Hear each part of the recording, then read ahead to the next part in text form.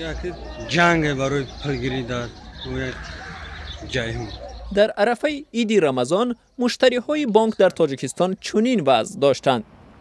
آنها شکایت میکنند ساعتها نوبت میپویند اما پول‌های انتقال یافته‌شان را نمیتوانند بگیرند. چی میگن؟ برای چی نیست پول میگن؟ ادرسماه میرزایوا برای آنکه پول فرستاده پسری مهاجرش را گیرد به 2 بانک سر زد. میگه خود سیستم را کشتی نمیدونم. اکوز در اومدم که میگه نه یک ساعت سیستم 6 رقمه را کشتی. شما در پرابلم را بفهمونه مثلا چی گپ شده است چی وینش. این مشکل در حال روز است که مردم به عید آمادگی میگیرند و آنها معمولاً برای آرایش دسترخوان به پول مهاجران سخت نیاز دارند.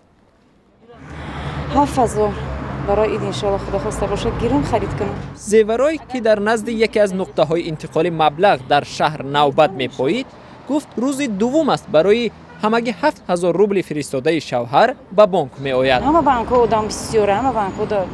او از آن نگران است که تا عید همگی یک روز دیگر ماند و هنوز برای دسترخوان عیدانه‌اش چیزی نخریده است. بو که ایجا که نتونو بایگان بانک دیگر هست بوجا. ساکنان برخی از شهر و ناحیه‌های اطراف شهر از جمله وحدت مجبور شدند برای گرفتن پول به دوشنبه بیایند. در دوشنبه وضع بهتر است اما در بسیاری از نقطه‌های بانکی شهر هم ساعت‌ها باید نوبت پایید. هم پول میفرستیم آزاد بیایم بگیریم نه تلاطم نه یگان و از سحر است نه دل سیاهی بیایم آزاد بگیریم. بهروز مرادوف کارمند یکی از نقطه‌های بانک در دوشنبه میگوید این وضع خاص روز جشنی است. با کمی تأخیر باشد هم مشتری‌ها پولشان را میگیرند.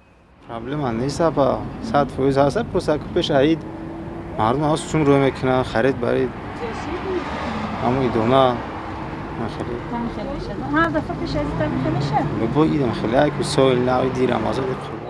هر سال زیاده از 1 میلیون شهروندی تاجیکستان به مهاجرت مهنتی می روند و سالانه بیش از 2 میلیارد دلار را به وسیله بانک ها برای تأمین اقربای خویش به این کشور می فرستند.